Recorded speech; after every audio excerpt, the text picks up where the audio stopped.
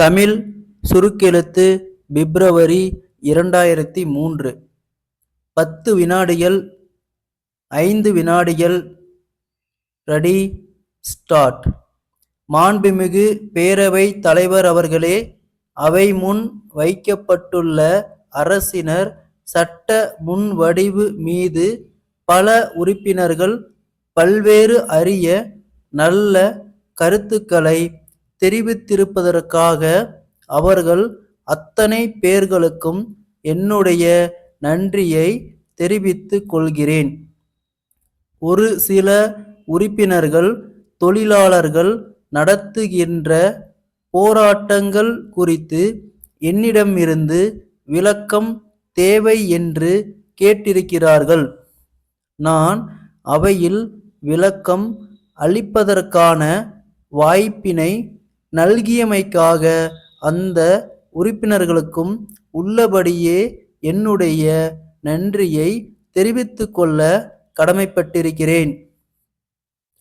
தொழிலாளர்கள் பிரச்சனை சம்பந்தமாக கோவையில் இருந்து தொழில் அதிபர்கள், தொழிற்சங்கங்களினுடைய பிரதிநிதிகள் மற்றும் அரசு சார்பினர் ஆகியவர்கள் கொண்ட முத்தரப்பு பேச்சுவார்த்தை கலந்துரையாடல் கடந்த சில நாட்களுக்கு முன்பு இதே கோட்டை பகுதியிலே நாமக்கல்லார் மாளிகையிலே நீண்ட நேரம் நடைபெற்றதை மாண்புமிகு சட்டமன்ற உறுப்பினர்கள் அனைவரும் நன்கு அறிவார்கள்.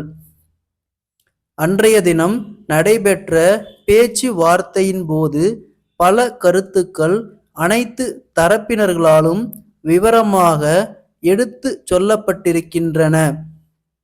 குறிப்பாக கூடுதலாக பல்வேறு சலுகைகள் மாநில அரசின் சார்பில் வழங்கப்பட வேண்டும் என்று தொழிற்சங்கங்களினுடைய பிரதிநிதிகள் கேட்டார்கள். நாங்கள் அவற்றை ஏற்க தயாராக இருக்கிறோம்.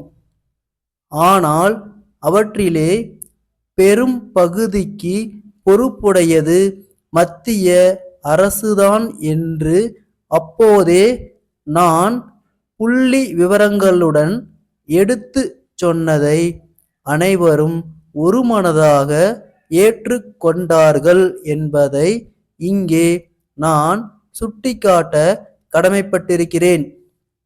மத்திய அரசு அந்த கடமையை முழுமையாக செய்ய கடமைப்பட்டிருப்பதால் மத்திய அரசு கண்டிப்பாக அவற்றை நடைமுறைப்படுத்த வேண்டும் என்று அப்போதே நான் எடுத்து கூறி இருப்பதுடன் மறுநாளே விரிவாக ஒரு கடிதமும் பிரதமருக்கு எழுதி இருக்கிறேன் என்பதை இந்த நேரத்திலே நான் தெரிவித்துக் கொள்ள கடமைப்பட்டிருக்கிறேன். அவர்களும் தங்களால் இயன்றதை செய்வதாக சொல்லி இருக்கிறார்களே தவிர இதுநாள் வரையில் எதையும் நிறைவேற்றவில்லை என்பதை அவையின் கவனத்திற்கு மிகுந்த வருத்தத்துடன் இச்சந்தர்ப்பத்தில் கொண்டு வருகிறேன். மத்திய அரசு தாமாக முன்வந்து நமக்கு இருக்கின்ற பெரும் சுமையில் பங்கு கொள்ள முன்வருமேயானால் மாநில அரசு தன்னால் இயன்ற எல்லா விதமான உதவிகளையும் செய்ய தயாராக இருக்கிறது என்பதை இந்த சந்தர்ப்பத்தில் தெரிவித்துக் கொள்கிறேன்.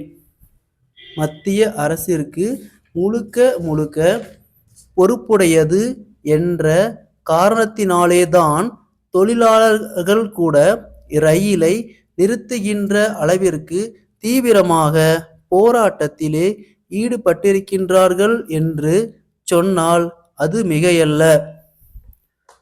பொதுவாக இப்படிப்பட்ட அறவழி போராட்டங்கள் வேண்டுமென்றே திட்டமிட்டு அரசுக்கு எதிராக நடத்த வேண்டும் என்று நடைபெறுகின்ற போராட்டங்கள் அல்ல. அதை இந்த அரசு உணர்ந்து இருப்பதால் தொழிலாளர்களின் பல பிரச்சனைகளை மிகவும் மென்மையாக அணுகி பிரச்சனைகளை தீர்த்து வருகிறது என்பதை தெரிவித்துக் கொள்கிறேன்.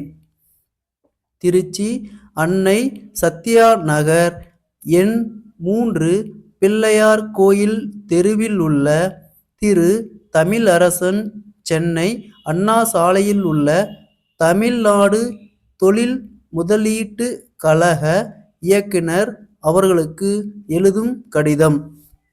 அன்புடையீர், நான் அச்சகம் நடத்துவது சம்பந்தமாக தொழில் கல்வி பயின்று தகுதி சான்றிதழ் பெற்றுள்ளேன். மத்திய அரசின் புதிய சுய வேலைவாய்ப்பு திட்டத்தின் கீழ் அச்சகம் ஒன்றை நிறுவி நடத்த தீர்மானித்துள்ளேன். இப்பகுதியில் அச்சு தொழில் வேறு எங்கும் இல்லாததால் லாபகரமாக நடத்த முடியும் என்று நம்புகிறேன். இதன் மூலம் நான் குறைந்தபட்சம் 20 பேருக்காவது வேலை கொடுக்க முடியும் என்பதை தெரிவித்துக் கொள்கிறேன். அச்சகம் அமைப்பதற்குரிய இடத்தின் வரைபடத்தையும் திட்டத்தையும் இத்துடன் இணைத்துள்ளேன். இத்தொழிலுக்கு ஏறக்குறைய 2 லட்சம் ரூபாய் முதலீடு செய்ய வேண்டியிருக்கும். இத்தொகையை வட்டியுடன் தாங்கள் குறிப்பிடும் தவணைகளில் தவறாமல் திருப்பி செலுத்துவேன் என்பதை உறுதியுடன் தெரிவித்துக் கொள்கிறேன். வேலையற்ற பல பேர்களுக்கு சுய வேலைவாய்ப்பளிக்கும் இத்திட்டத்திற்கு தாங்கள் தயவு செய்து ஒப்புதல் அளித்து விரைவில் நிதி வழங்குமாறு பணிவன்புடன் வேண்டுகின்றேன். தங்கள் நம்பிக்கையுள்ள ஸ்டாப்.